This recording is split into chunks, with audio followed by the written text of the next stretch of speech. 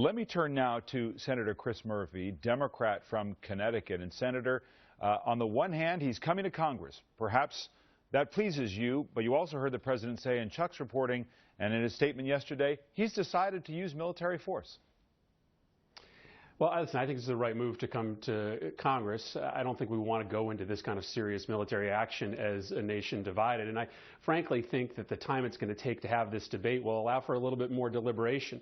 I agree with President Kerry that this is a moral obscenity. The question is military action actually going to make the situation better on the ground for the Syrian people? And how do you make sure this doesn't escalate into something much more damaging and much more bloody within the region? And I think that this week, or this week and a half, is going to allow the administration to think through and work through with Congress a plan that, A, makes sure that Assad doesn't simply turn to more ferocious attacks on his own people, and make sure there's a plan in place such that this doesn't spill into something that ends up having even more people killed in the region. But, Senator, you heard Secretary Kerry say this was a sarin gas attack. That was news this morning based on new evidence and intelligence. And the president is saying, in effect, my words, not his, you've got 100,000 people killed. You now have 1,500 people killed by a chemical attack, including hundreds of children. How much bloodier does it have to get until the United States says, WMD, that's the line you don't cross, we have to respond?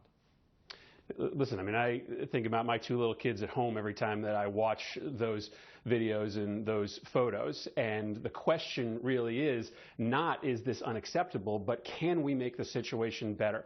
And ultimately, my worry is, and what's going to be my guiding principle over the next week as I enter into these deliberations, is will a U.S. attack make the situation better for the Syrian people or worse? So, there's a potential that you could end up allowing those chemical weapons into the hands of even worse people, Jabhat al-Nusra, a wing of al-Qaeda, and there is, of course, a potential that this could spill into a much broader conflict in the region, which could allow a lot more people to be killed. I think those are just the essential questions we have to ask. So the guiding foundation, the guiding principle of American foreign policy should be do no harm, and I think that will be the foundation of our debate. So are you a yes or no vote, and does Congress pass the authorization?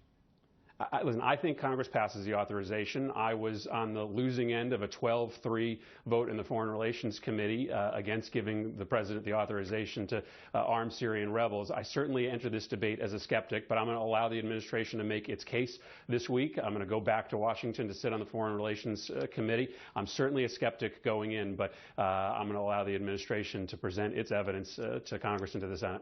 Senator Murphy, thank you very much this morning. I appreciate it. Thank you, David.